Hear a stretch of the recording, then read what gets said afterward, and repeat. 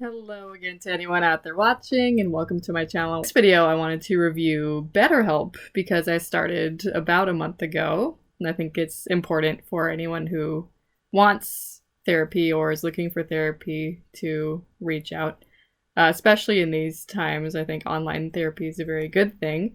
So I wanted to review the pros and cons of BetterHelp that I have experienced. But first, just a general overview of what it is. So BetterHelp, if you probably know, is online therapy.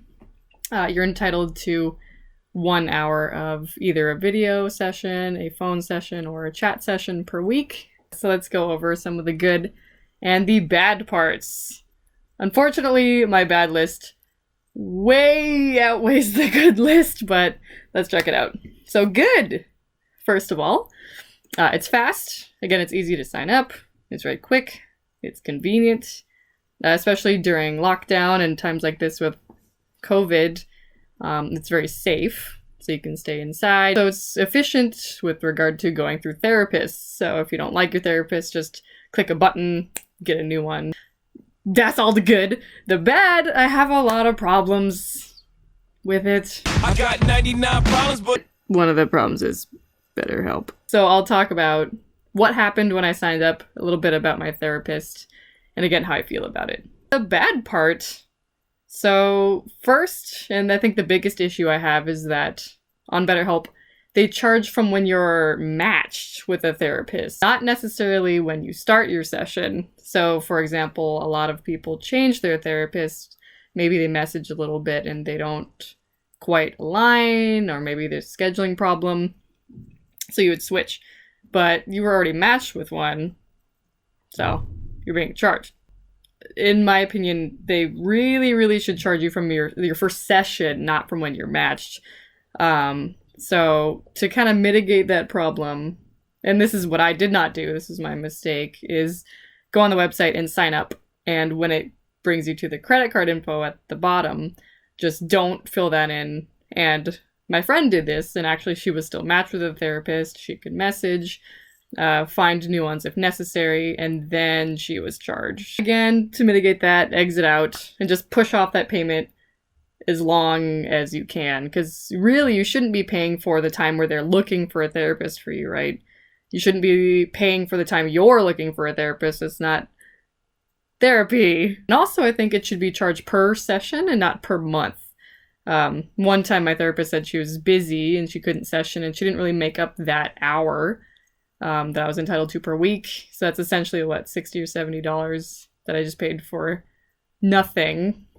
So it's very unmanaged, and I really don't like that at all. Another issue, they don't say explicitly how many video or chat sessions you're entitled to per week, or rather they do, but it's not very explicit. I had to go digging through a couple Google searches. In the FAQ, for example, they don't say explicitly how much time you're entitled to per week.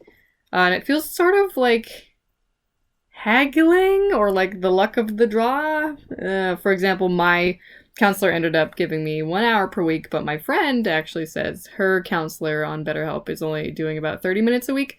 So it feels kind of awkward to need to think about that and to have to push your counselor for that time. You shouldn't have to think about that. I want to just sign up and focus on therapy. I don't want to be kind of bothered by this give and take of, you know, your therapist being busy and you wanting more time. That's just not appropriate at all. And that's not what you're paying to manage. You shouldn't have to pay to manage that time, in my opinion. So yeah, it should be way more regulated. And then again, I think you should pay per those sessions. For example, it's not fair that my friend is only getting 2 hours a month and I'm getting 4, and we're paying the same amount. So it's kind of like the wild west, like unmanaged and kind of every man for themselves. Really, I'm really not a fan. Really not a fan of their payment system. Really not a fan of that kind of, each situation is different with the therapist. Another thing too, which I think is important, is you can actually choose your own therapist. If you sign up online, they put you through this little kind of algorithm quiz thing, and then they match you with someone. But it's not obvious, but if you, I think, unmatch that therapist and then go to the bottom of the page, then there's a tiny little link in the footer that says find a therapist. So you can find a therapist there and try to pay, again, as late as possible, because it seems like they're kind of trying to get money from you as fast as they can, which, I'm not a big fan of that. So essentially, BetterHelp to me, it's fast, it's cheap, but it's kind of like the McDonald's of therapy. That's the impression that I get. The quality is decent, but I can tell my therapist is very busy. That's kind of the impression I get of many therapists on there, is that they're very busy. And it's a little bit of a struggle to schedule with them. Of course, I live in Japan and many live in America, so that's an extra challenge. But yeah, overall, the financial part of it, I'm really not impressed with how they set up their billing system and why I was charged immediately and then paid essentially a little bit of my time for them to just find me a therapist. And yeah, again, my therapist also is good. She's very good. She's very skilled, but she seems quite busy and doesn't respond too quickly to my messages. And again, I think at 1 week, it's only been 1 week out of the 4 or 5 that I've done, but she was busy and we didn't session. So let's go to some tips. Again, tip number 1, exit out of all payments and push that off as long as you can. I really don't think it's fair for them to make you pay for you searching for a counselor. That's not what this service is. If you're doing BetterHelp, make sure to watch out for the timing. You are entitled to 1 hour a week.